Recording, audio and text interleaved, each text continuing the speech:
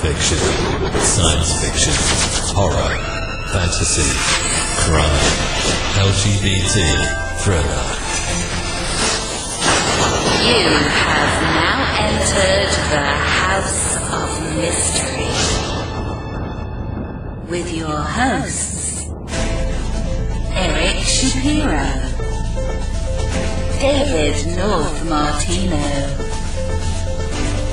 John Copenhaver, and Al Warren. Heard on KC 106.5 FM Los Angeles, 102.3 FM Riverside, and 105.0 AM Palm Springs. Welcome back into the House of Mystery. I'm Al Warren. We've got Mr. David Martino, the New Age physician, with us here. Oh yeah, from yesterday. Yeah, you got your business cards yet? I don't have my business cards yet on that. Wow. Just think maybe a week. You know, it takes about a week for them to come in. Right? It's taking too long. You got to get on it before all the pandemic and flu season's over. You got to make some money. Yeah, I'm glad you mentioned it because I sent out for them, but I totally forgot about it since yesterday. Yeah. Martino Medicines. Medicines. Yeah. Dr. Dave Crazy. Yeah. You need this type of scotch. That'll take care of it. Yes, exactly. Prescribing whiskey. Oh, yeah, exactly. That's about my speed. Yeah. Crazy. Well, somebody's got to do it, right? You know? That's right. No lavender oil. It's whiskey. It's whiskey. And rye and all those good things. That's right. Maybe some Tennessee whiskey. Now the book we're going to talk about today, I think you'd fit right in. Whiskey. Yeah. That's right. It's about a gunslinger. So now the book is called Melinda West, and it's a monster gunslinger. And of course, the author is our guest today, and that's KC Grifant. So thank you for being here. Thanks for having me. It's great to be here. You say that now. Wow. So this is a pretty cool looking book. I remember we've had Ann Charles on a few times, and I know she does kind of a little bit more splatterpunk, I think they call it, of a Western kind of stuff. What is this book? Because this one's a monster, so it's obviously horror, and it's in horror categories. How do you categorize this? Yeah, so it's a category I call and others call weird Western, where it's Old West aesthetic or setting, but combined with other genres. So it could be horror, fantasy, sci-fi. So you mentioned the splatter horror genre, and that one is actually really popular with the Old West. There's a lot of splatter Westerns out there. So those are kind of extreme horror situations in the Old West. Mine is not really extreme horror. I'm actually a little too squeamish for extreme horror, even though I am a horror author. I prefer kind of the monsters, the adventures, what's called a quest story, where the characters go on this epic adventure. So more along the lines of like The Witcher or the Supernatural TV show, but with this Old West setting and this kind of Bonnie and Clyde-like character. So when you do that, go back to that time, how realistic do you stay to the Old West and the Old West character, or is it happening in today's day? So my story takes place in the Old West, but it's really reimagined Old West. So it's an alternate history during the Old West time period where monsters poured into the region and kind of forced humans to band together against this common enemy. So I keep it historically accurate, but there aren't really the towns and states that we know. It's really kind of this Old West that was never manifested in what it is today. So it's more this kind of frontier with monsters and people trying to figure out how to live, what to do. Yeah, so it's kind of a little different than I think other Old West stories.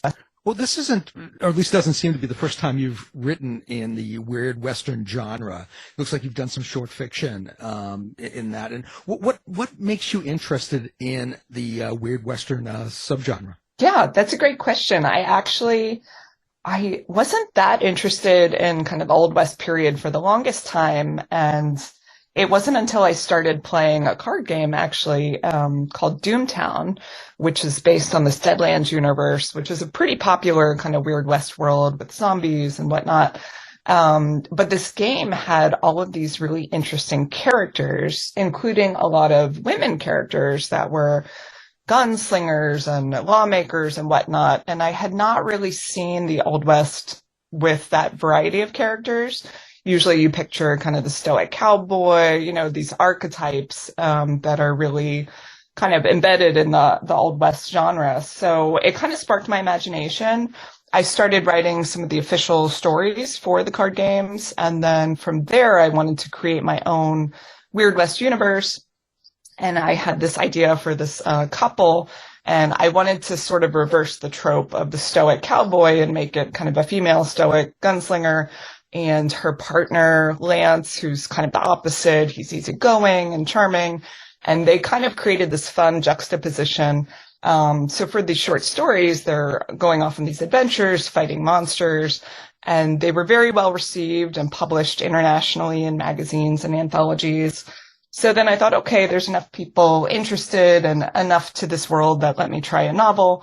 And that's what's coming out next week from Brigid Gates Press. And I actually am working on the second novel now. So I'm hoping to really continue to flesh out the world. So do you find it interesting to mix the category, like throw monsters into the Western? Is that sort of what, is that what you kind of focus on? Yes, that's exactly right. There's something I think about the Old West that's such a key time period in our history, and that has this sort of atmosphere. There's the frontier, there's these beautiful landscapes, the Rockies and whatnot that kind of invite almost supernatural musings, right? It seems like a perfect landscape for ghost stories and monsters and whatnot. So that's exactly what I do, and other writers in the Weird West genre do as well. So people may have seen the movie Cowboys and Aliens or the Wild Wild West. Right. Those are kind of some examples where you might have, zombies in the Old West or an alien attack or that sort of thing. And that's all considered Weird West. Now your monsters in the let's say the supernatural part of it, do you take the regular positions on all those characters, like the monsters and the supernatural sort of thing?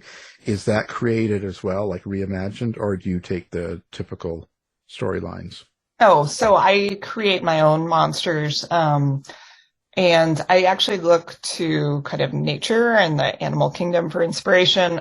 So a lot of my monsters are kind of insects that are maybe like mutant insects or ghost spiders. I have one monster that's a snow kraken, so this giant octopus that lives under like a frozen lake. So I try to mix and match some of the interesting factoids from the actual animal kingdom and come up with these new monsters. Wow. Quite an imagination. These monsters, do you put the characters on them, or are they sort of just as a position of being a monster? So the characters have to battle these monsters in most cases. They're monster exterminators, so to speak, like Ghostbusters, right? So they go around to these towns and they help other people with whatever monster invasion or infection that they're dealing with. And that's kind of the plot for a lot of the short stories and also the book. Does that answer your question? Sort of. I was just wondering if you write from a perspective of any of your creatures. Oh, I see. Perspective. That's really interesting. I've actually never thought of doing that until now. There you go. That would be really fun, actually. I'll have to try it out. Yeah, I think it kind of gives because so much of what goes on in these kind of in battle senses and stories is whosever point of view you get to listen to, you feel compassion for them, because quite often, because whoever's doing the bad thing thinks they're doing it right. So like the monsters themselves might think they're good, and they're not doing anything wrong if you had their perspective. You know what I'm saying? And then so it would give you the reason why they're doing it, sort of.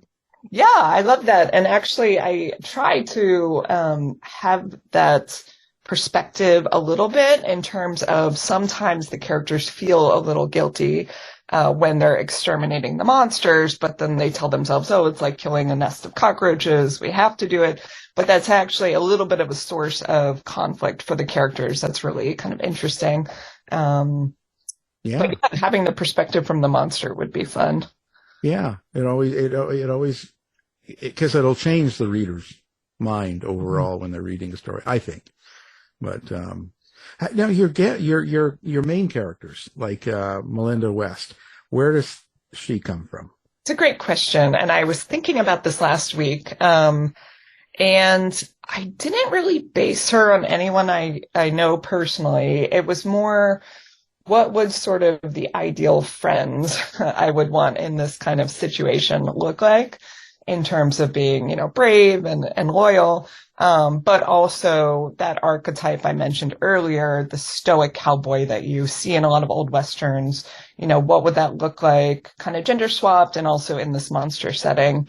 So that was sort of the initial formation of the character. And yeah, it just worked. There hasn't been a whole lot of female Western characters, right? I could think of. That's right. Sharon Stone did that one where she was kind of but there hasn't been a whole lot of that. So this is kind of an interesting twist on it. How deep are you going to go into her? In terms of perspective, or? Yeah, like, are you, because you said you're got a second one that you're kind of work on now. So, I mean, are you going to go right through her point of view and where she came from and kind of where she got the story? Yeah, exactly. And I'm actually plotting out a few books in the series, and I want them each to be sort of standalone, but interconnected, and they all take place from her point of view. So we get to see her evolution kind of from this monster exterminator to maybe what regrets she faces, what losses they deal with along the way and how they grow. But going back to what you said about not a lot of female protagonists in the Old West and Weird West genres, that was also one of my goals with the story, because when you do think of female characters, they're almost always the wife, the love interest, the farm girl, or the brothel worker is a super common female character in the Old West. Yeah. So I really wanted to create this Old West world where women are not just those characters, they're also, the outlaw, the peacemaker, the gunslinger. So just kind of a little more gender balance throughout. And, it's, there's actually a lot of really interesting historical stories in reality of women doing amazing things in the Old West that are not super well known. So I take some inspiration from those as well. Kind of like that Annie Oakley, but more, there's a lot more women who did amazing things in that time period. It's not all Miss Kitty. Well, where do you find those stories? Like, I would think that because I never really come across any of them, but I haven't been looking. I'm not in that area, but, so where do you find stories like that? So I always kind of scour the internet first and see, there's always, fans of different time periods who have collected stories, and whether they're retellings or I love going back to first-hand accounts, like the old newspaper clippings, which some of them are online, and you can read about, what they were writing about in the times. For example, there was a pair of women sheriffs, and that was a big deal for that time period. Also, I love going to used bookstores, especially being here in Southern California, and finding some books, just from that time period. And I found a lot of gems where they just, recount these tales and stories and small towns that you've never heard of. So yeah, there's a lot of research involved just as that inspirational point. Well, how do you keep all of this organized? You have to keep track within the series of all the information, the stories that you've looked up, characters. Do you use tools, or do you have a process for keeping continuity? I wish I had a better process. I'm still trying to figure it out. One thing I do to stay organized is I have what's called my monster almanac, because I reference and create a lot of monsters in the short stories as well as in the novel. So I kind of list them out alphabetically, their attributes. One day I think it might be fun to like get it printed and get illustrations for them. So my Monster Almanac is a key resource. And then in terms of tracking characters and plot and all of that, I'm experimenting with a lot of different methods, but I always come back just to an Excel spreadsheet. But I'm not the most organized when it comes to writing, which is a little odd for me because I'm very organized in my regular life, but something about writing, I just need to be a little messier and more freeform to make those stories. Which comes first, the story or the characters? That is a good question. I think for this world we're talking about, the characters for sure came first. For a lot of my short stories, the idea and the plot comes first, and then I figure out what character would not do well in that plot and kind of plug them in. How developed do you get the characters before you start building the world? I don't really flesh out huge backstories typically. I find it, for me, kind of distracting to have too much of the backstory ahead of time. So I really kind of just free form it for the most part. I'm wondering, are you the type of writer that can hear the characters in your mind, and even the prose in your mind? Do you have an inner monologue? Is that how you create dialogue, or is there some other way? For sure. I definitely hear them, hear like bits of lines and dialogue like throughout the day, try to capture it as best I can on my phone until I can kind of sit down and compile the notes.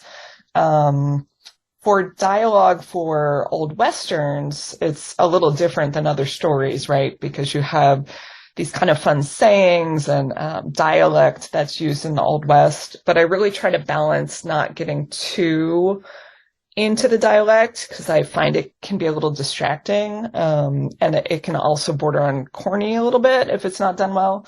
So I try to do just little highlights of kind of Old West sayings and whatnot dropped in. Because my goal is really to make it a fast-paced, easily readable story. So I don't want people to get bogged down with heavy dialects. Do you know what triggers these voices in your brain? That's a great question. Any kind of story I'm working on, I'll usually get random lines coming to me. I'm not sure what triggers it. I think it's just part of that writing process.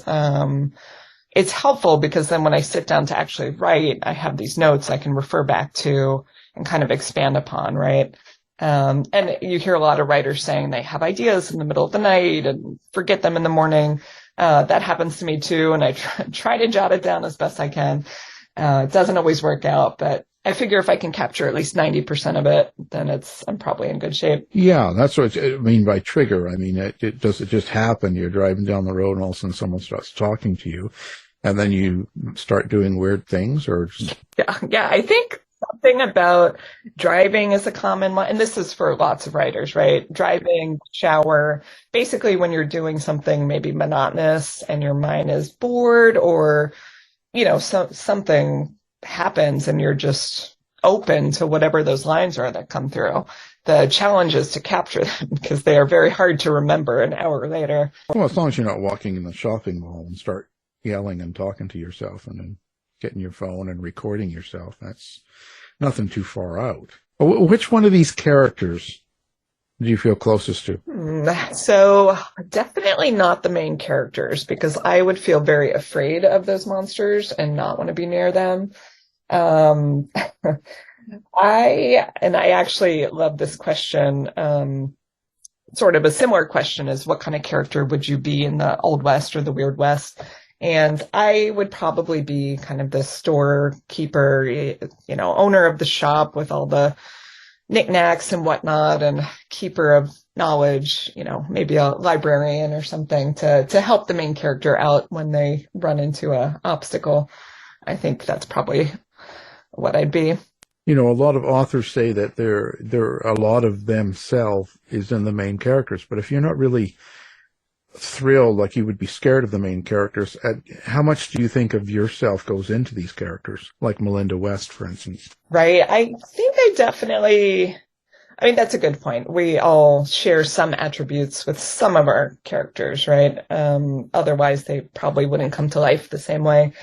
I would say for Melinda West, what resonates kind of most in me that I have transferred to her is this kind of, not conflict, but this desire to, help others, do the best I can with whatever resources I have, but then also, whatever guilt you have at maybe not doing the ideal situation. And I guess this is most manifest in what's called like mom's guilt, right? You can never do enough as a mom, a working mom especially. So kind of that guilt, but also knowing you're trying to do the best you can. So I think that transfers a little bit to Melinda West, where, she's fighting monsters, trying to save people, but it doesn't always work out. She's doing the best she can, but it's not always going to be ideal. So that's probably the closest attribute I would share, I think. Now, when you talk about supernatural, like psychic bugs and things like that, where does this come from for you? Do you have kind of paranormal experiences or beliefs or something, or how did that get into it as well? Yeah, I've always loved anything kind of supernatural or out of the ordinary. Growing up, I loved X-Files and comic books like X-Men, just anything that was kind of outside of the mundane, ordinary world we live in. So I've always been drawn to that, horror, sci-fi, fantasy. As far as supernatural occurrences in my own life, during my day job, I'm in the world of science and research and science communication. So I think I'm a little too scientific to really fully enjoy like ghost stories and whatnot. But that said, I do think, we don't know everything about the world. There's all kinds of strange things that happen that can't be explained. So I'm kind of like right on that border there where, I'm open to the possibilities of supernatural occurrences, but I don't believe, every single ghost story I hear. So kind of like Scully and Mulder and X-Files situation, I want to believe, kind of believe, back and forth there. Yeah, a lot of questioning going on. Mm-hmm. Well, that's interesting. So do you find that, when you put the story together, so it sounds to me like you've got characters, kind of a basic, and then you put them through an event, you've created the world and you're putting them through a story. Do you think there's a subtext that arises from that story? Something below the entertainment value of all the creatures and things going on in the stoic Western sharpshooter and stuff? Is there some sort of a meaning that you hope people get out of the book? Yeah, I think as with a lot of horror, there's always kind of the fear, right? Fear of the unknown. Which is made tangible with these monsters, with, the stakes being high.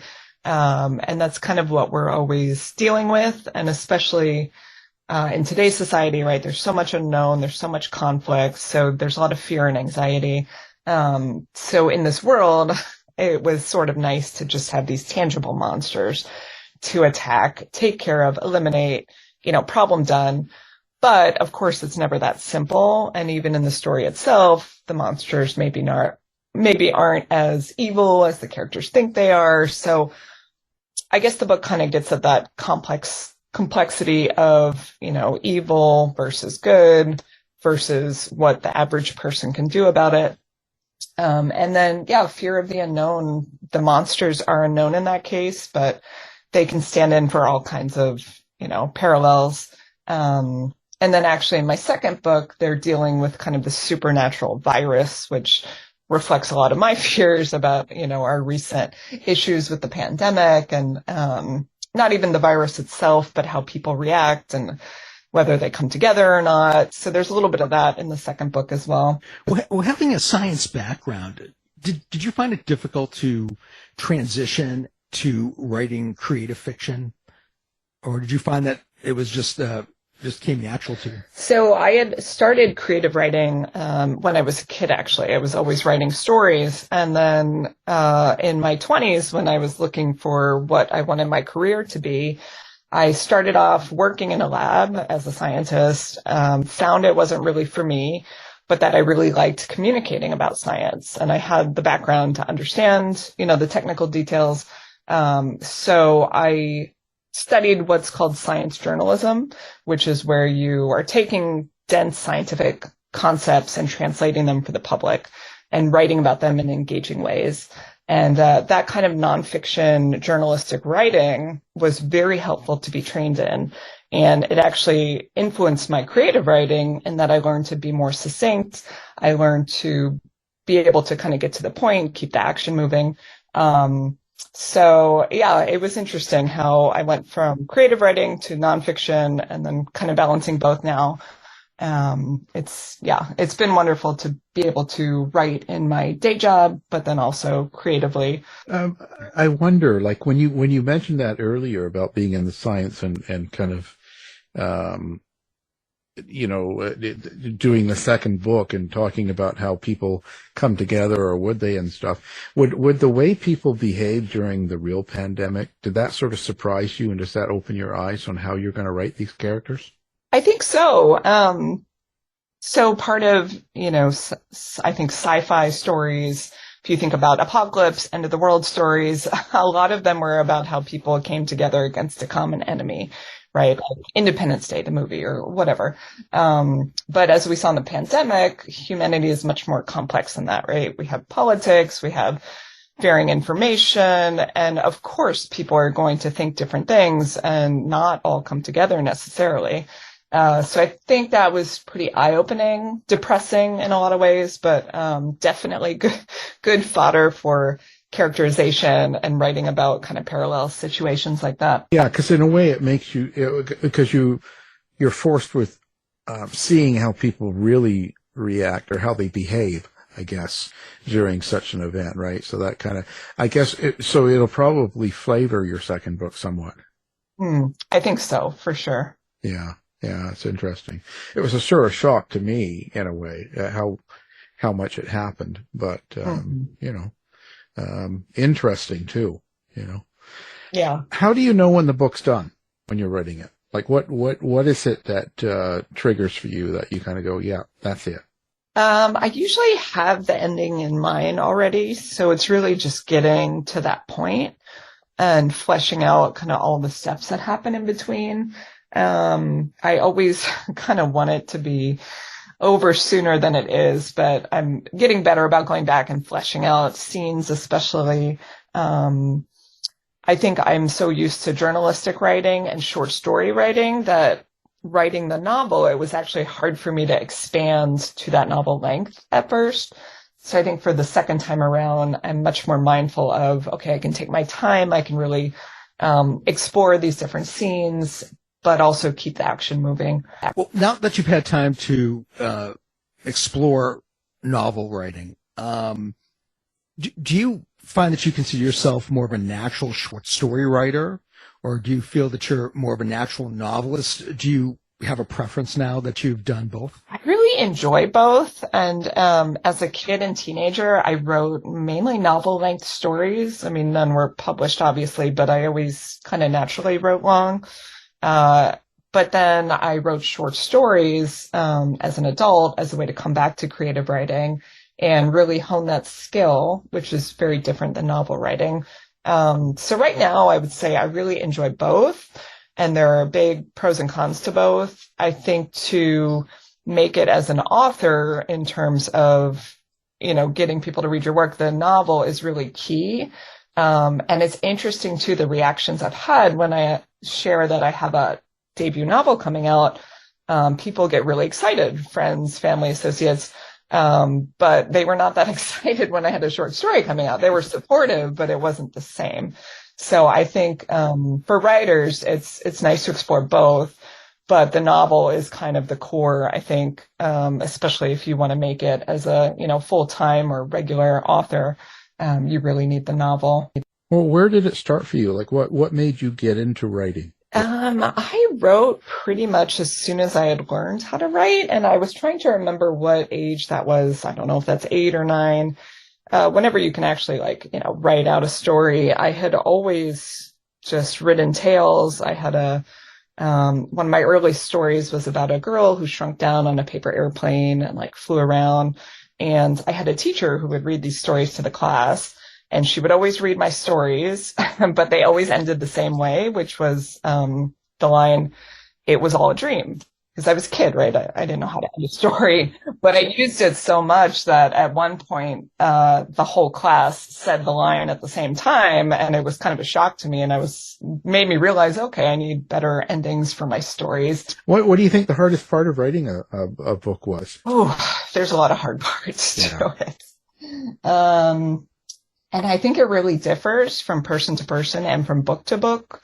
For me, finishing a book was always kind of the challenge, finishing a story, right? It's, I think, easy to start, get excited about it, but to actually like force yourself to sit there and finish it, that to me was probably a more challenging aspect this time around.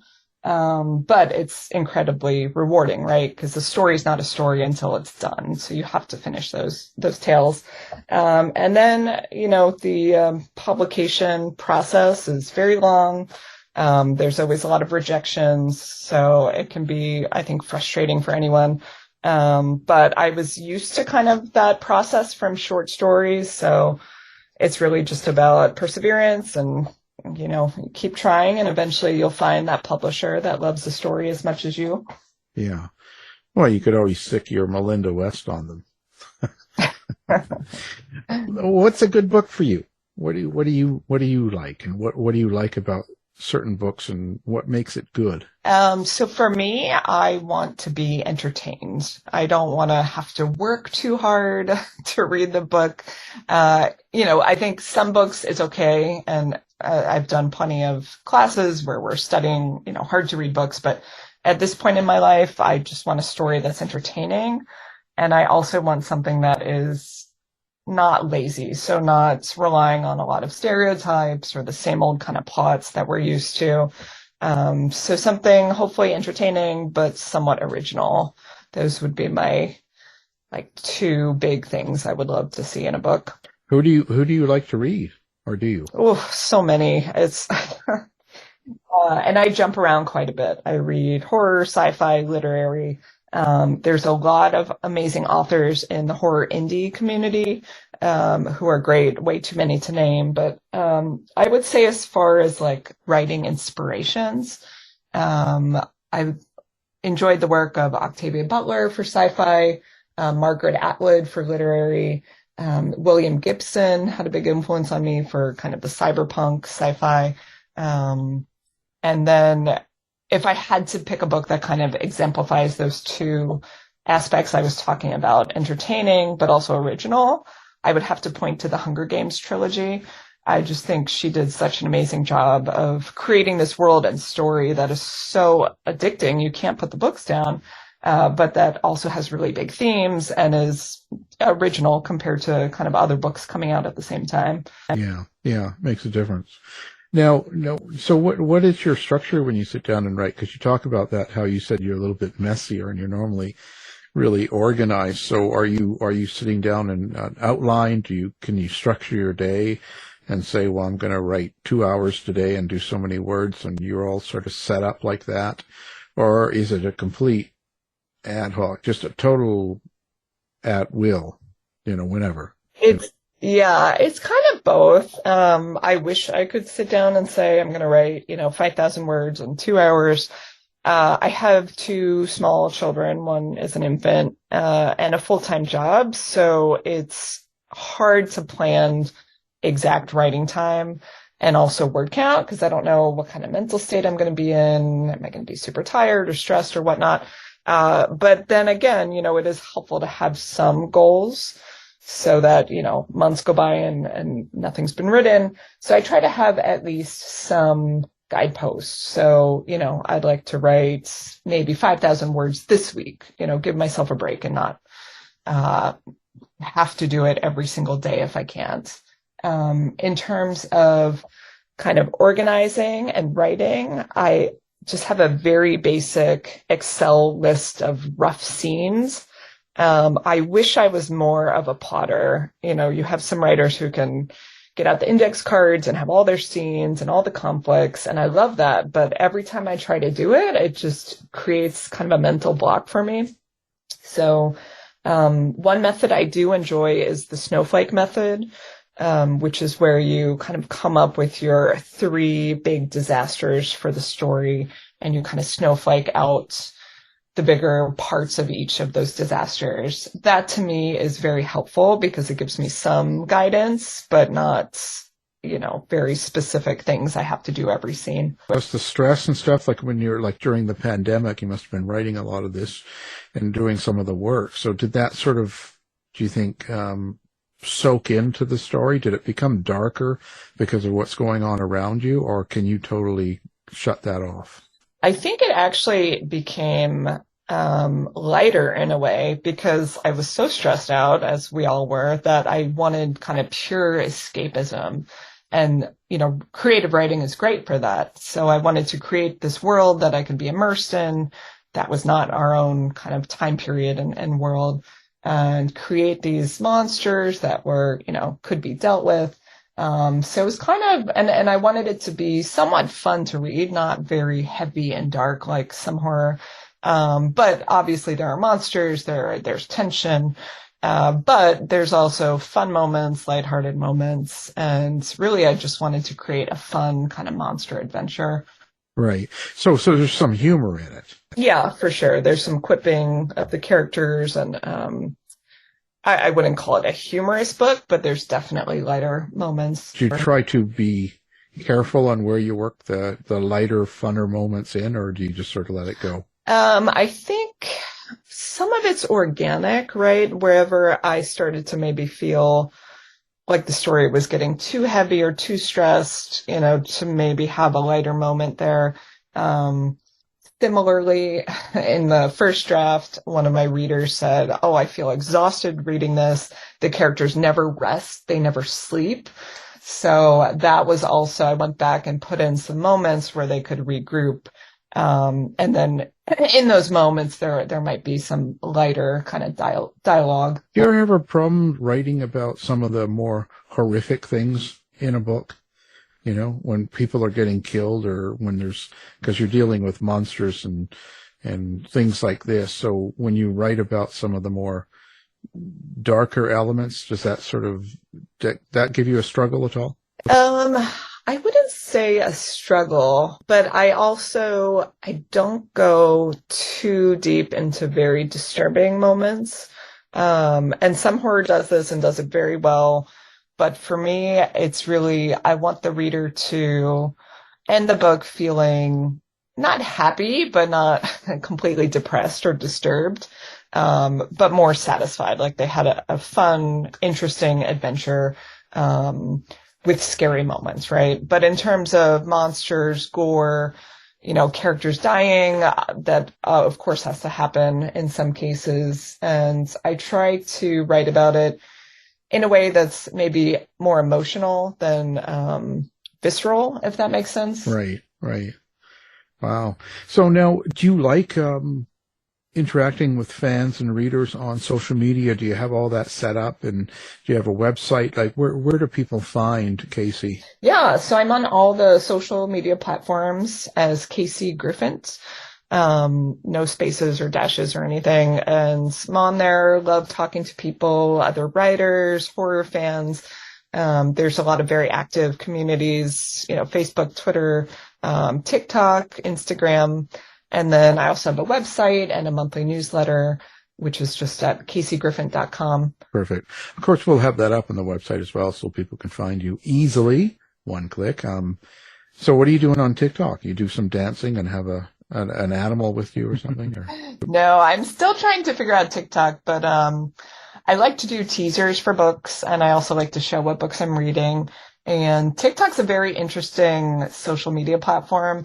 I really enjoy it. I find a lot of funny content on there, a lot of authors on there, and everything from people kind of speaking, being on video themselves, to more creatively edited pieces. So I'm mostly sharing kind of my writing stuff and also books and other authors I enjoy. Yeah. Yeah, you just have to get some disco music and start dancing, Maybe something. That's what, you never know. People are kind of that way, Right. Do you pay attention to reviews? Does that sort of affect you? Do you even look at them? It's funny because I've had reviews with short stories, but with the novel, it's different, right? You have reviews just about your work as opposed to an anthology or a magazine. And I wasn't quite sure how I would feel about it. I know some authors don't ever read them, some obsess over them. I've been reading them mostly to see if there's anything kind of consistently coming up that might be good for me to address in the future. So, for example, if lots of reviews are saying, oh, this character didn't work because of XYZ, or I wish they had done this, then I might pay attention and incorporate it. But I think for the most part, good reviews are great, bad reviews are a downer, but in the end, you're still going to write the way you're going to write mostly. And the reviews ultimately don't matter. So now, and you're also, I guess, you're the co-founder of the Horror Writers Association of San Diego, right? That's right. Yep. And I co-founded that when I moved here to San Diego from the East Coast to try to help find some horror writers. There's a great chapter in LA, but it's a little far from San Diego, at least for me to go monthly. But there's a great group of horror writers here. And we have some New York Times bestsellers. I mean, there's just such a rich writing community in San Diego, which not everybody would realize necessarily. And then it's also great to connect with writers, to support new writers. It's been wonderful. Right. And do you have a website for that? Can anybody join that writes horror? Yes. So they would have to join the National Horror Writers Association, which they go to their website and there's all the information. And, depending where they're located, there's chapters all over the country and actually internationally as well. And it's a great organization. I highly recommend it. Whether you're a writer or a fan of horror, artists, kind of anybody who's a fan of horror can join.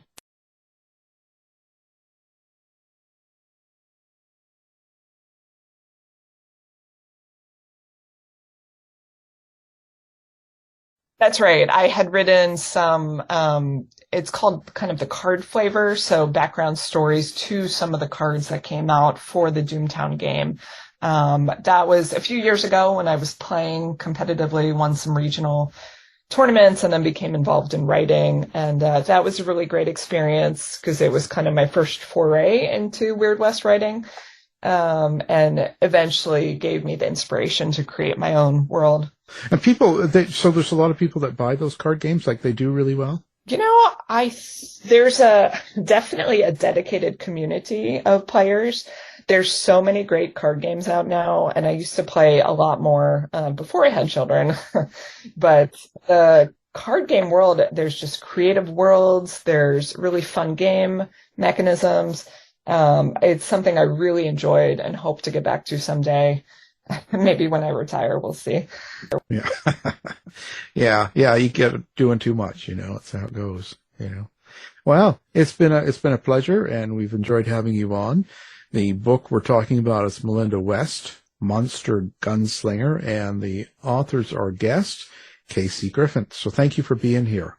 Thank you so much for having me. It was a lot of fun. Thanks, Casey.